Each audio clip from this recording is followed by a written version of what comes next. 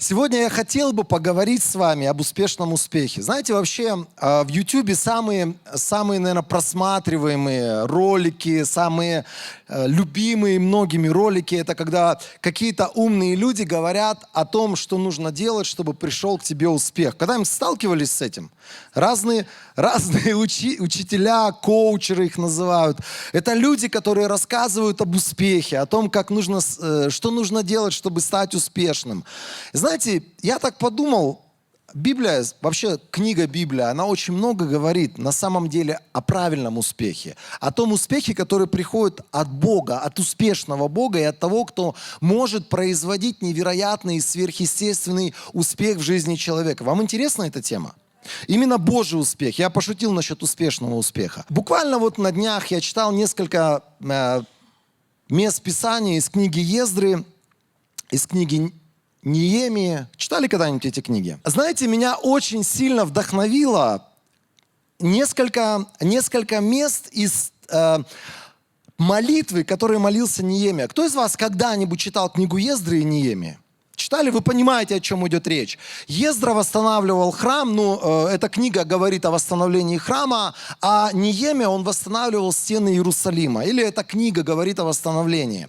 То есть это люди были созидающие, это люди, которые что-то делали, это люди, которые совершали какие-то подвиги. И знаете, я обратил внимание на их молитвы.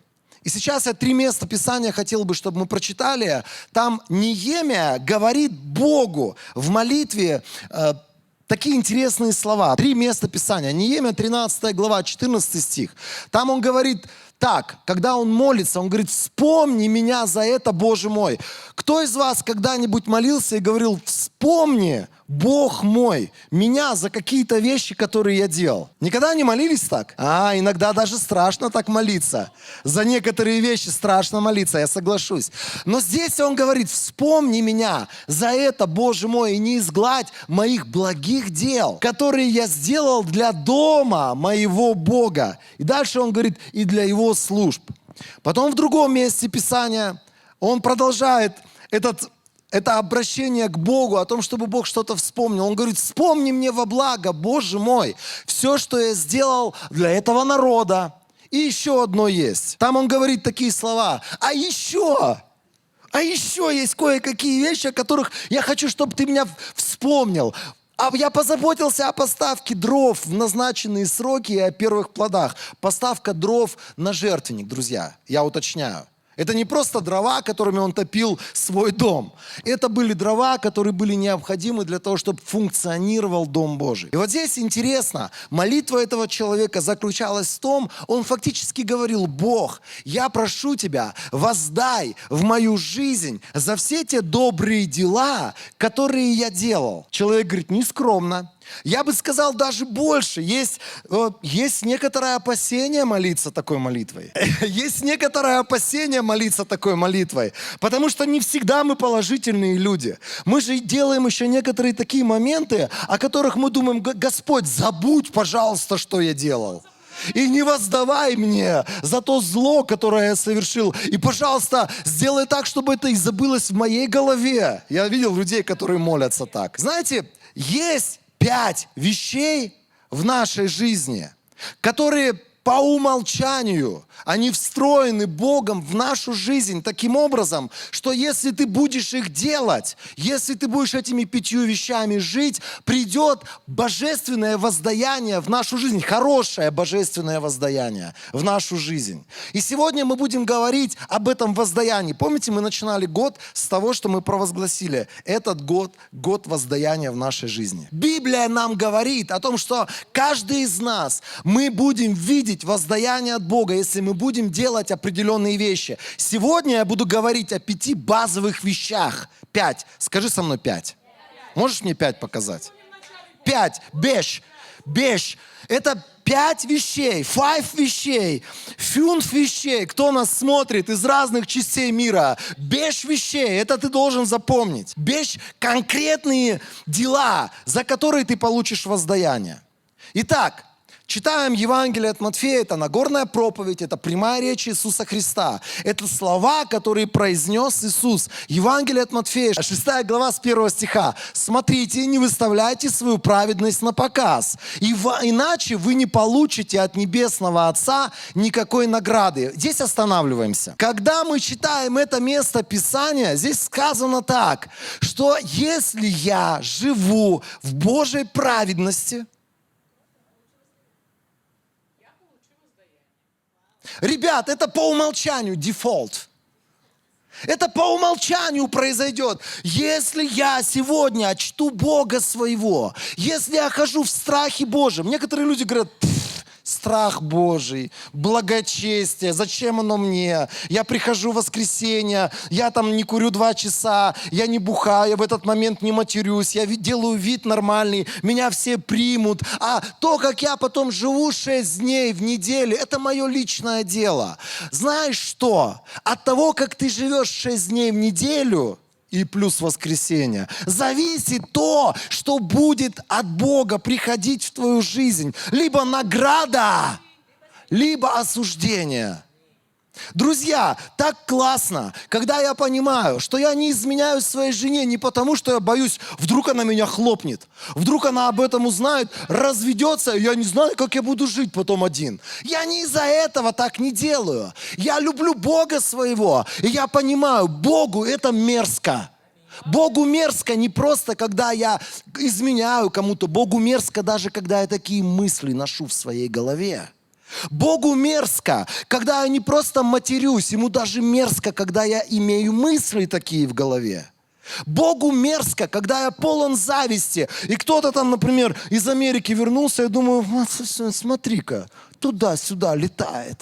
Турецкие авиалинии, ее там кормят, поют. Там она в Америке Макдональдс поела, тут она приехала. У нас этот KFC ест. Смотри-ка, жизнь удалась. Сколько тебе лет, а сколько мне лет? И знаете, ты не живешь в таком состоянии, даже в этих мыслях, не потому, что тебе стыдно будет перед ней, а потому, что ты понимаешь, Богу это противно.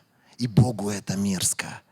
И ты сегодня держишься за благочестие не потому, что ты хочешь каким-то людям показать свое благочестие. Есть куча людей, которые сегодня на показ выставляют свое благочестие. Они думают, если другие увидят, какие они благочестивые, они там будут как-то особенно относиться к ним. Но мы сегодня благочестивы перед Богом, потому что мы знаем, от Него в нашу жизнь будет литься награда Господня. Это то, что Иисус сказал. Это не то, что я придумал сегодня, друзья. Награда придет за твое благочестие. Скажи своему соседу, придет награда, не бойся, за твое благочестие. Некоторые говорят, я прожил молодые годы, там ходил в эту церковь, не ел, не пил, там ни то, ни сё, ни третье, ни десятое. И так люди жалеют. Некоторые говорят, вот я когда неверующий был, не было столько выпивки, не было столько возможности курнуть, шмырнуть, вот это все сделать. И с такой, знаете, завистью люди об этом говорят. Люди сегодня жалеют о каких-то упущенных греховных возможностях. Мы сегодня славим Бога за то, что у нас есть шанс каждый день жить святой жизнью, потому что придет воздаяние. Апостол Павел своему драгоценному молодому другу дает наставление. Первое послание Тимофею. 1 Тимофею 4:7. Не трать время на безбожные росказни, пристойные разве что старухам, а развивай в себе что? Благочестие. И дальше 8 стих, там сказано так. Есть определенная польза в физических упражнениях, но благочестие полезно во всем, ведь оно обещает жизнь и в настоящем, и в будущем. Сарямба. Здесь сказано так. Я хочу, чтобы ты для себя отметил. Есть польза. Некоторые говорят, вообще нет никакой пользы в физических упражнениях. Есть определенная польза.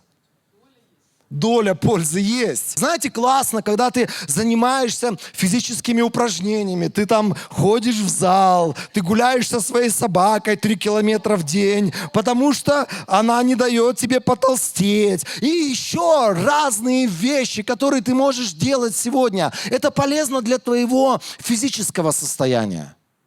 Но здесь апостол Павел говорит ему: упражняйся в благочестии, потому что это полезно для твоего сегодняшнего духовного состояния, эмоционального состояния и, что самое главное, для твоего завтрашнего дня.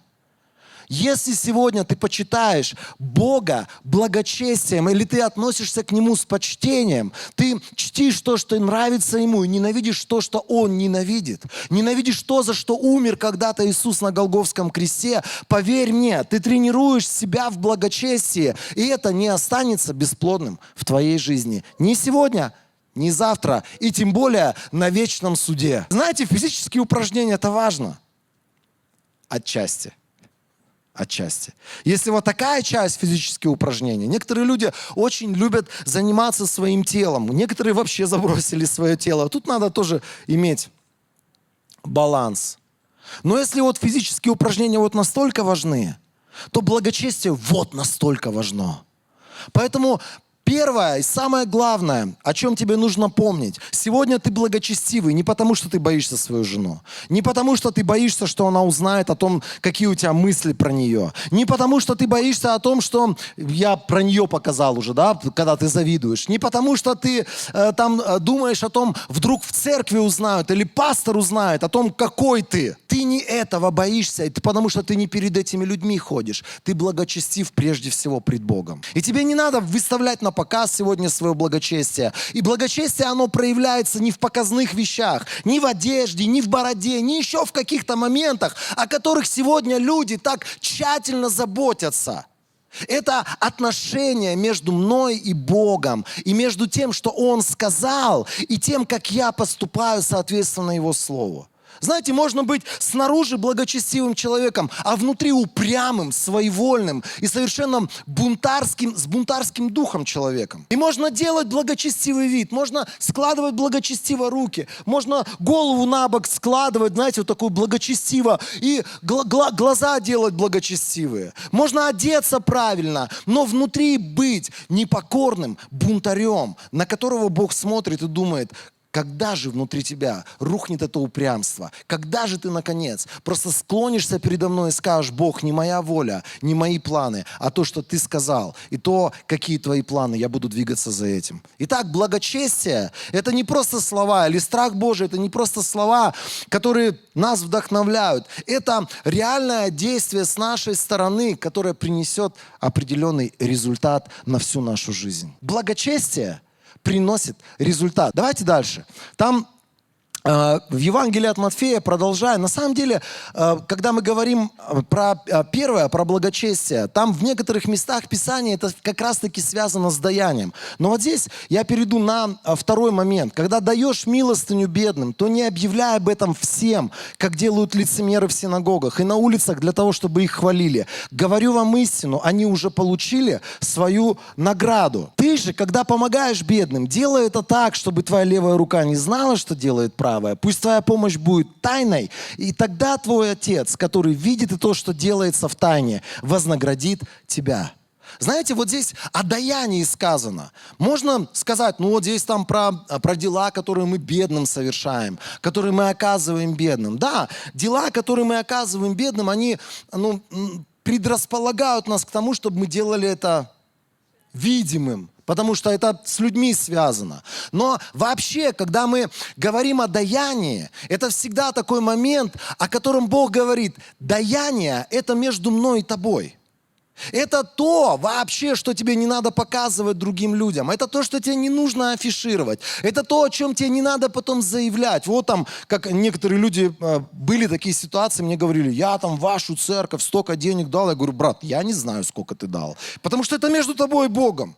Я всегда говорю: друзья, когда мы жертвуем сегодня, мы даем сегодня, знайте одно: вы делаете это не для людей, не для служителей, даже не для церкви. Мы делаем это пред Богом, и мы делаем это в почтении, в уважении и в смирении, почитая таким образом самого царя. Я не знаю, она не знает, этот человек не знает, но Бог знает.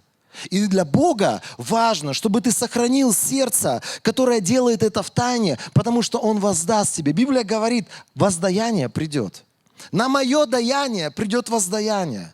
Для тех людей, которые смотрят нас в интернете и думают, вот я столько лет давал, я столько лет жертвовал. Ни в коем случае, вот здесь остановись, ни в коем случае не продолжай эту тему. А вот они, а вот те, вот. Не продолжай эту тему. Знай одно, если ты давал, если ты был верен пред Богом, воздаяние придет. Скажи своему соседу, воздаяние придет. Ну никуда не денется. Сам Иисус так говорит. Если мы даем, воздаяние все равно придет. Поэтому такое радостное должно быть всегда предвкушение, когда ты даешь, когда ты делишься, когда ты кого-то благословляешь, когда ты жертвуешь свои деньги, знай одно, может быть, люди этого не заметили, да это и не надо.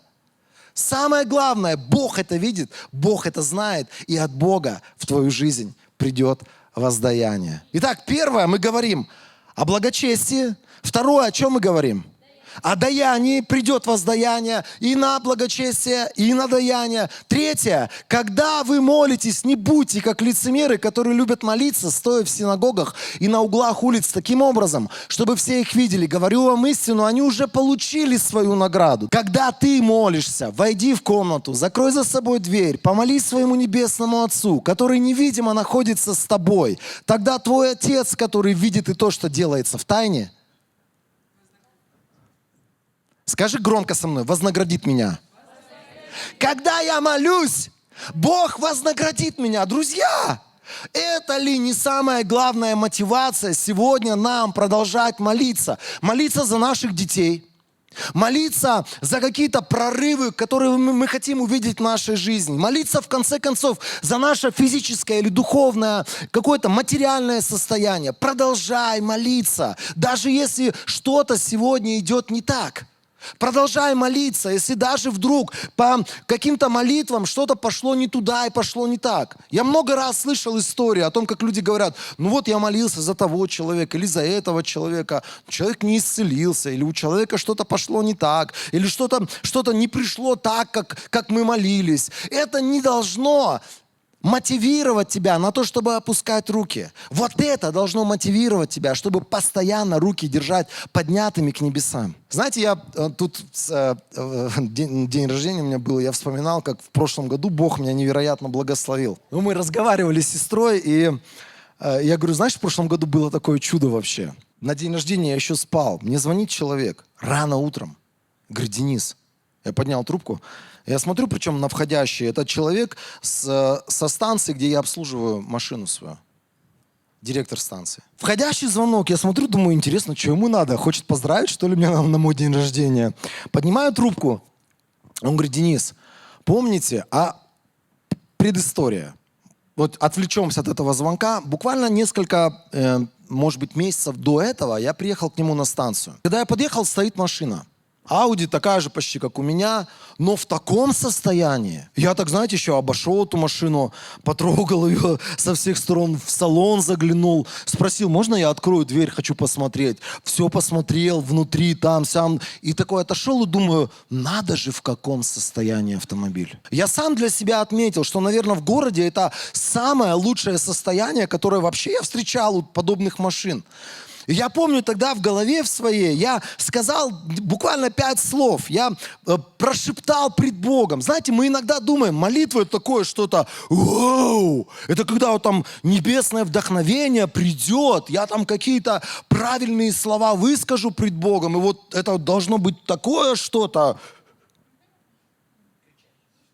Я сказал несколько слов, я сказал, Бог, такого уровня автомобиль, в таком состоянии. Я говорю, если возможность есть, я с таким, знаете, вот стеснением пред Богом сказал, если есть возможность у тебя, можно мне тоже такую машину от тебя получить?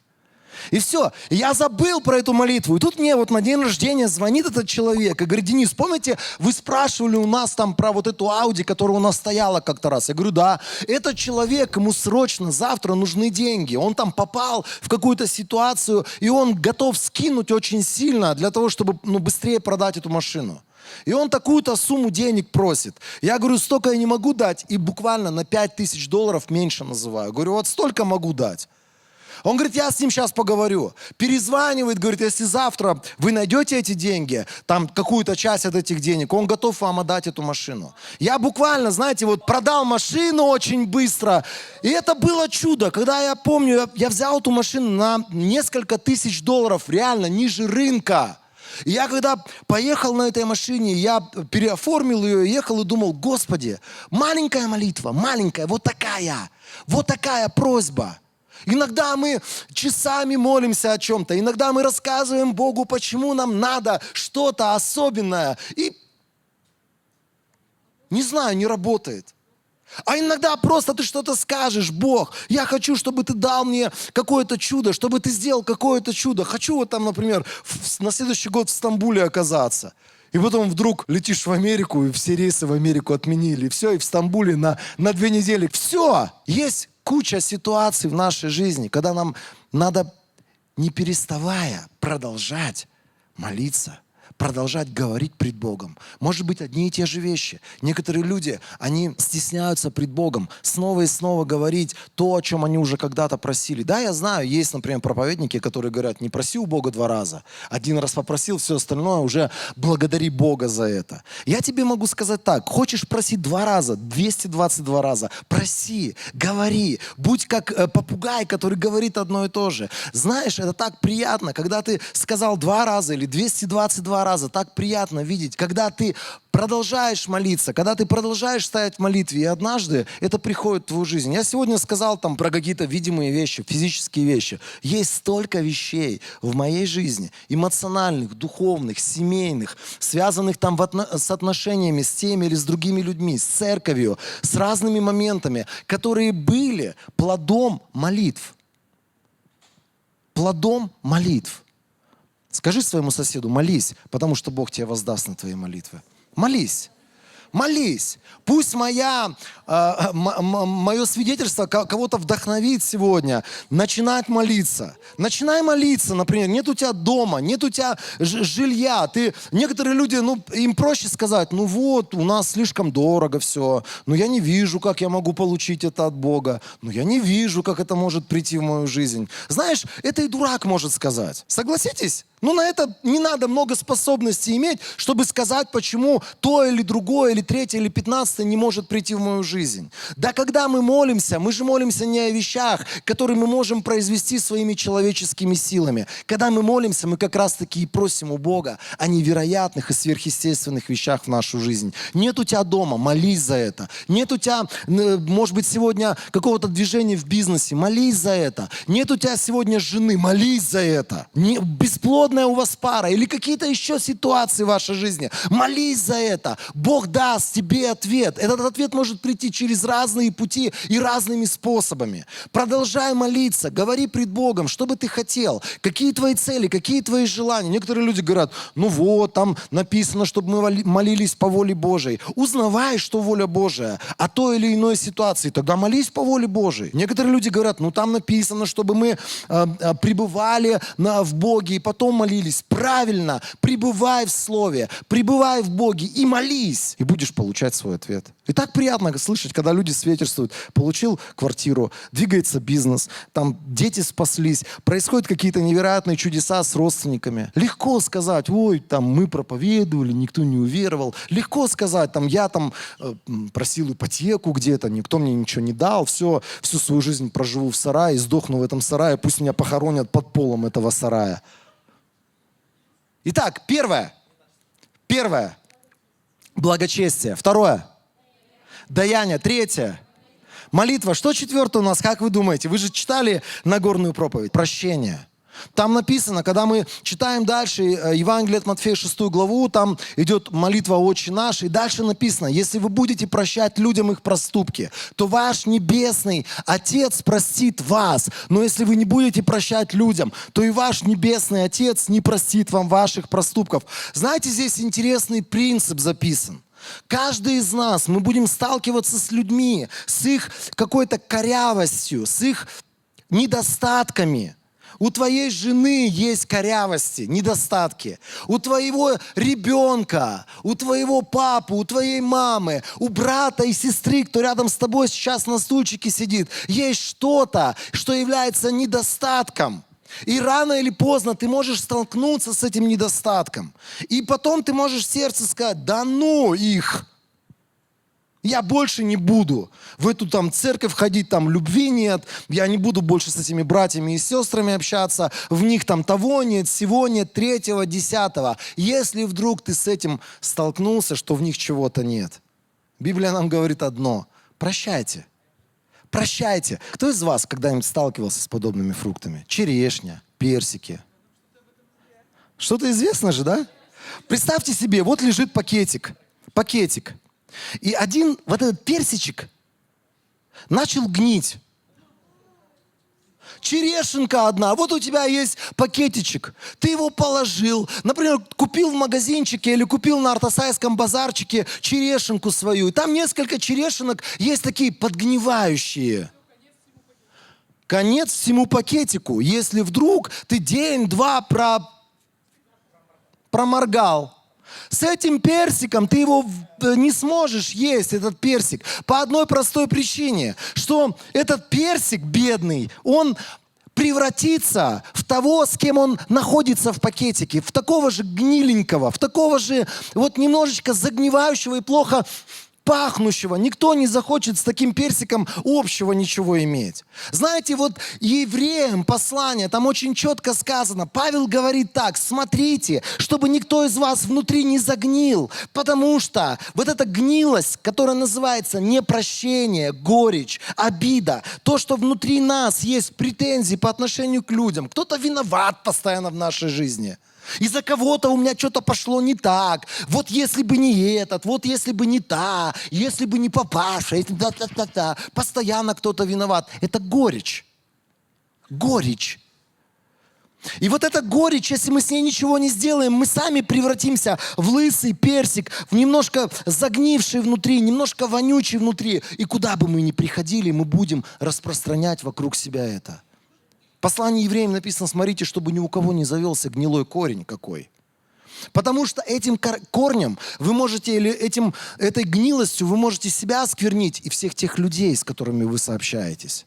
Знаете, что такое непрощение? Это когда ты постоянно думаешь о каких-то людях, ты с ними разговариваешь в своей голове, ты им что-то предъявляешь, ты им что-то там пытаешься какие-то аргументы рассказать, почему они неправы, почему они тебе жизнь испортили, почему там в их жизни должно быть что-то плохо и что-то неправильно. Это все в голове, что называется непрощением.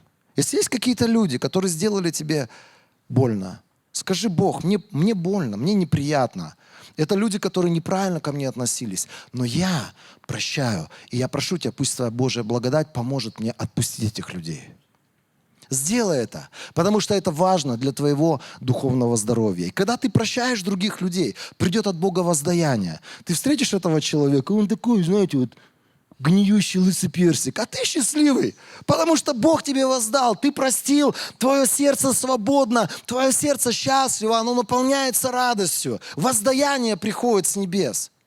Друзья, это вообще не наш путь. Это вообще не путь человека, который хочет побеждать. Это вообще не путь человека, который хочет преуспевать или процветать, на кого-то держать обиду, против кого-то затаить злобу, против кого-то, знаете, вот желать, чтобы с ним что-то случилось.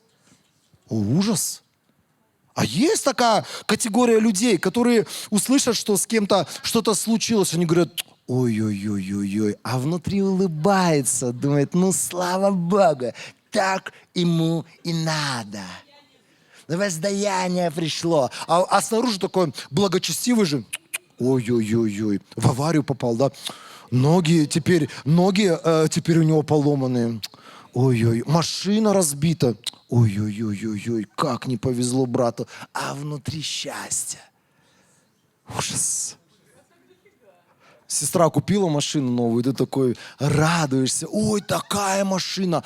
Ой, там и кожу понюхал, и стеклышки потрогал, и колеса попинал. Ой, сестра, как тебя Бог благословил. А внутри сердце слезами обливается. Почему, Господь? Ей воздаяние, а не мне.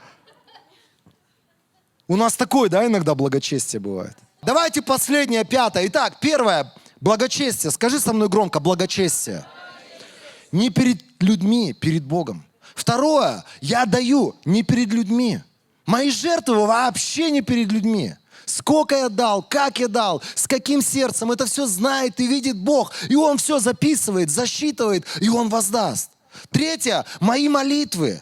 Каждая моя молитва, она услышана Богом. Каждая моя молитва, она приходит в Его сердце. И эти молитвы, есть время, когда мы продолжаем молиться, мы продолжаем как будто бы наполнять. Там, знаете, вот в Откровениях написано чаша весов, которая наполнилась молитвами святых. Мы как будто бы продолжаем этими молитвами наполнять определенные чаши. И что-то потом в какой-то момент происходит, когда мы говорим: вау, прорыв произошел. Четвертое, мы прощаем. Мы умеем по-настоящему относиться с сердцем Божьим к людям, к их недостаткам. Мы даем возможность людям ошибиться. Мы даем возможность людям упасть, сделать какие-то вещи. И не тыкаем их носом потом в какие-то пакости, которые они делали против нас. И пятое, пост. Халилуя. Наша любимая вообще. У тебя есть какой-то смартфон? Можешь посмотреть, какая у тебя там прошивка стоит? А номер какой? Номер какой? 16-й. Это значит, была 15-я, значит, была 14-я и т.д. и т.п. А знаете, что такое пост? Когда я пощусь, Библия говорит, когда вы поститесь, не ходите с мрачными лицами, как лицемеры, которые хотят показать своим видом, что постятся. Говорю вам истину, они уже получили свою награду. Ты же, когда постишься, умойся и помажь свою голову гелем, чтобы люди не замечали, что ты постишься. Пусть только твой небесный Отец, который невидимо находится с тобой, знает об этом, и тогда Он вознаградит тебя. Ведь Он видит и то, что делается в тайне. Он вознаградит тебя в посте.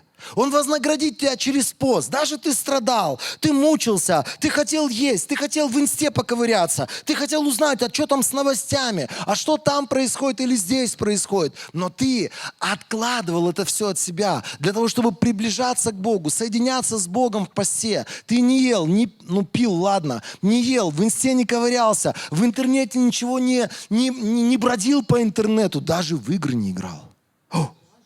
Даже в игры не играл. Да, телек, сестра, мы же из другого поколения, мы вообще телек не смотрим. У нас нет телеков, мы молодые люди, у нас все в интернете, Алина. У кого-то телек есть? Не принимайте близко к сердцу, просто у нас телека нет, поэтому мы можем похвастаться. Что такое пост? Я объясню.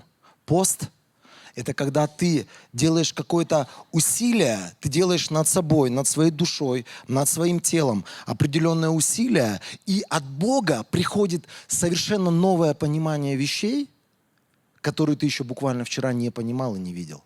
Либо ты начинаешь понимать духовный мир, либо ты начинаешь понимать вещи, которые тебе необходимо сделать в той или иной ситуации. Как будто бы приходит какое-то новое прозрение в твою жизнь, и ты начинаешь делать вещи, которые буквально вчера еще были закрыты для тебя. Пост — это духовный рывок в твоей жизни. Пост — это как будто бы новая прошивка на твой телефон, и он перестает лагать. И ты понимаешь: вау, проблема закончилась. Вау, какие-то новые функции открылись. Я, знаете, могу так сказать, когда приходишь в некоторые церкви, есть люди, которые вот на первой прошивке все еще. У них Бог. Ты когда слушаешь этих людей, думаешь: Библию он читает. Что происходит? Ты слушаешь этого человека, и ты понимаешь, у него прошивка не просто первая 1.0000. Он не двигается никуда. Знаете, как мы продвигаемся духовно, как мы растем духовно? Во-первых, через страдания. Когда мы в страданиях делаем правильное решение в пользу Бога. Когда мы говорим: Бог, мне трудно, мне тяжело, но я сделаю то, что говорит Твое Писание. А второе, когда мы умышленно, осознанно мы берем посты. Мы отказываемся от каких-то обычных дел наших, развлечений наших, и мы особенно усиленно ищем Бога. В этот момент прилетает эта новая прошивка, духовная прошивка в нашу жизнь. Об этих 5 вещах Бог говорит: если мы будем их делать, по умолчанию придет воздаяние. Тебе не надо будет потом молиться, как Неемия, и говорить: Бог, вспомни, я постился, я молился, я давал, я прощал, я ходил в благочестивой манере, относился к людям и к тебе, я жил в страхе Божьем. Тебе не придется даже Богу это напоминать. У Него там по умолчанию будут приходить Его воздаяния, когда мы делаем эти вещи.